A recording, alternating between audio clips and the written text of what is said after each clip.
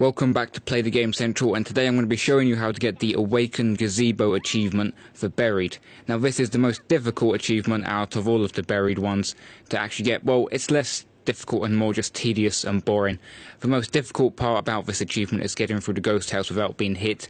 However, we will have a video, and we most likely do have a video up already, showing you how to get through the ghost house without being hit. It's quite easy once you know how. But that is the most challenging part of all of this. The rest of it is just doing a lot of running about and making use of the chalk and the big guy breaking down barriers. So first thing you want to do is not kill any zombies up on the surface. Now keep in mind that if you kill 6 zombies, the round will end, so you don't want to kill any more than 5.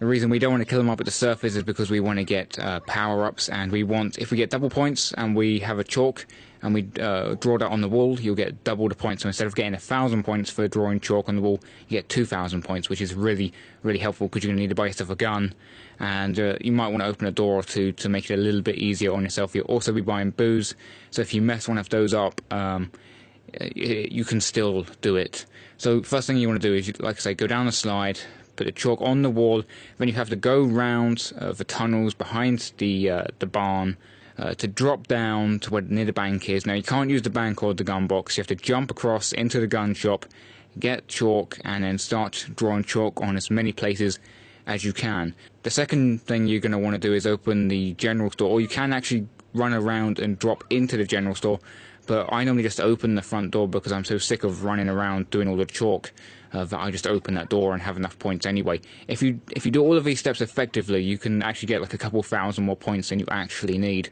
for the round, but you want to kind of be careful because it's very easy to mess up with one of the later steps. So once you've got as many chalk as you can, what you want to do is make the trample steam, then trample steam into the court, do the last chalk. There'll be one that you can't do, and that's going to be the church. We'll just leave that one for now. You then want to unlock Simple Jack and grab the booze. There's guides on Play the Game of where to find all of this stuff and how to use him effectively. But in this guide, we want to use him to break down the barriers to get points back, so we can break even on buying the booze and actually make more points out of breaking down the barriers. Now this bit's actually quite difficult because you have to line him up really, really well.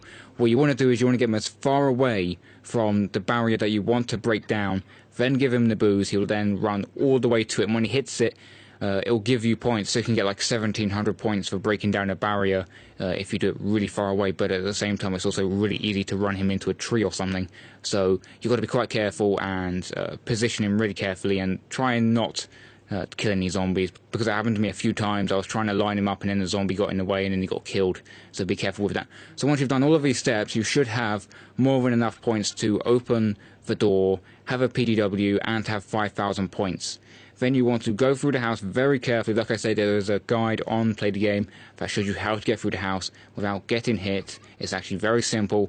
And then just work your way through the maze. Be careful because it will be a ghost round, because there is ghosts in the window at round 1. So as soon as you come out the house, just check behind you and make sure there's no ghosts following you, and maybe get your free perk. And that's how you get the Awaken Gazebo achievement. It's not that difficult when you know how, it's just very boring and tedious. Don't forget to leave a like on the video and subscribe to Play the Game Central if you haven't already. Thanks for watching, and I'll see you next time.